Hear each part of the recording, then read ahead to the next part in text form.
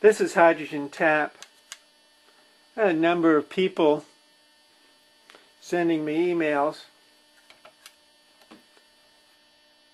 asking about the Myers system. I decided to make a video about it, give you my interpretation of the Myers system. Perhaps it'll help, perhaps it won't. I've been accused many times of oversimplifying, but I prescribe to the KISS principle. Keep it simple, stupid. Or that may not be great in all circumstances. That's how I do it.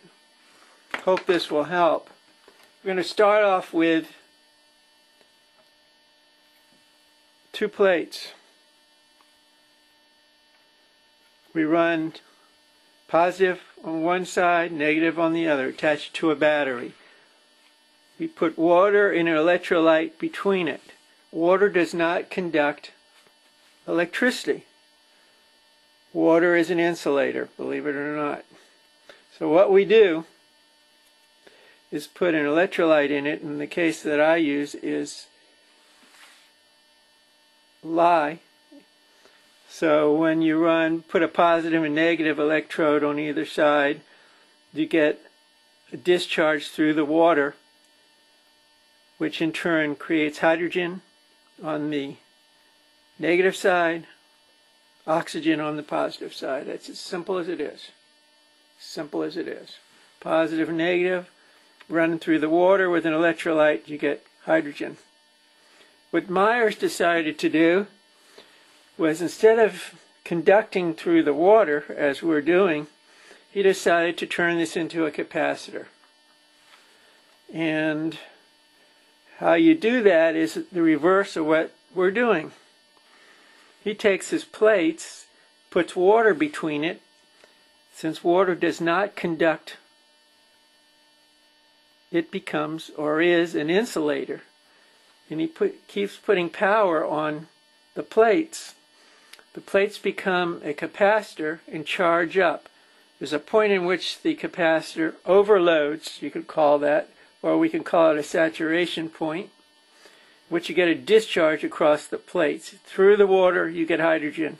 That's as simple as it gets. He uses a system like this. I'll show you how it works. Here's I've got a 9, actually it's only 6 volts right now.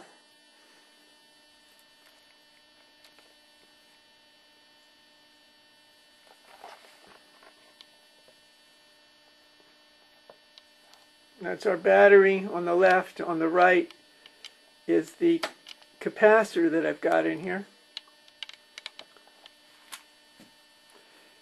Here's the capacitor. Here's my battery. I've got a relay here that opens and closes for the pulse. And I'm running a pulse through here, so it opens and closes. This is a bridge. So what we do is we take a battery, take one side of it, run it through one side of a coil. In this case it's a transformer.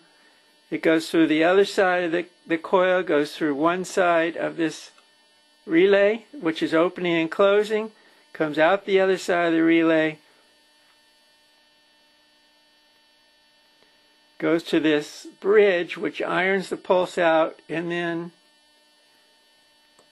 starts charging the capacitor. Remember, Myers is charging a capacitor. So this is going around a circuit, and finally it comes back to the other side of the battery. So we go through a coil, open and close it, which gives us our pulse. The pulse is what gives us the power on the other side of the coil. The other side of the coil is a step up, meaning it's a stepped up transformer, meaning we're getting more voltage out than we put in. In this case it's 6.37 volts. We charge this capacitor, and I'll show you how that works.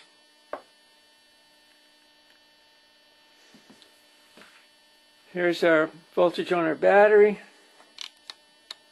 And there's our voltage on the capacitor, and you can see it's going up. The battery is 3.74. The capacitor is over 15 volts now, and it's going to go up to 25. That's the highest point this capacitor will take.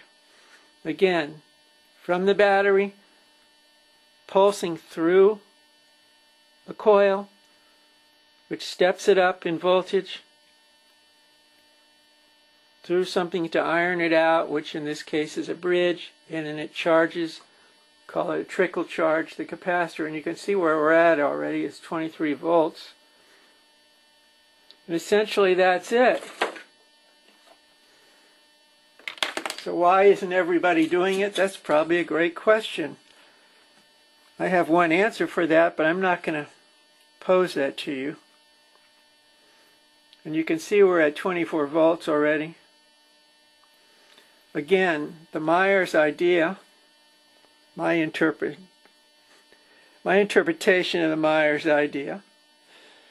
He turns his plates, or in his case he uses tubes, into a capacitor. We'll take the plates, they're easier to work with.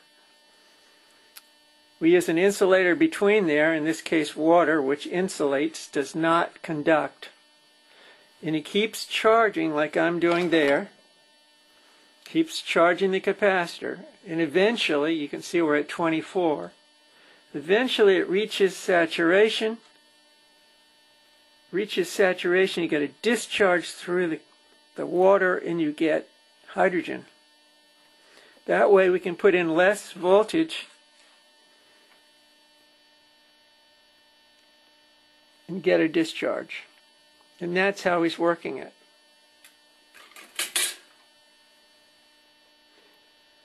If you want to write me at johnaarons@hydrogentap.com, certainly be glad to hear from you. Or you can go to my site, hydrogentap.com, see what I have up there. Again, it's really that simple. Take battery or power, go through a transformer,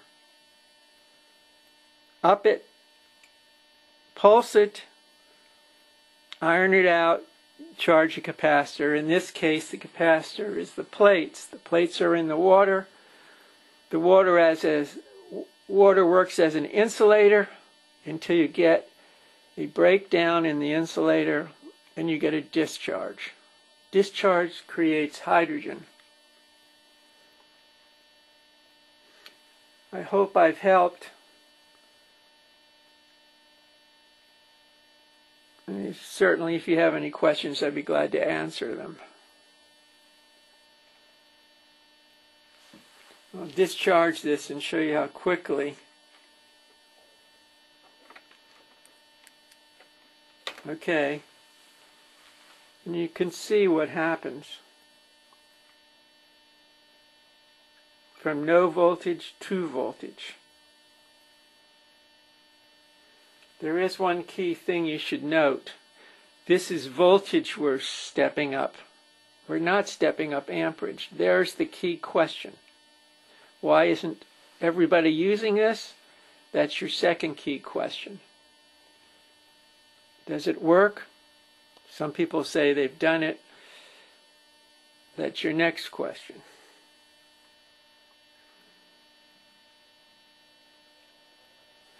At any rate, I spent the last year trying to get to the truth. Hopefully this will help.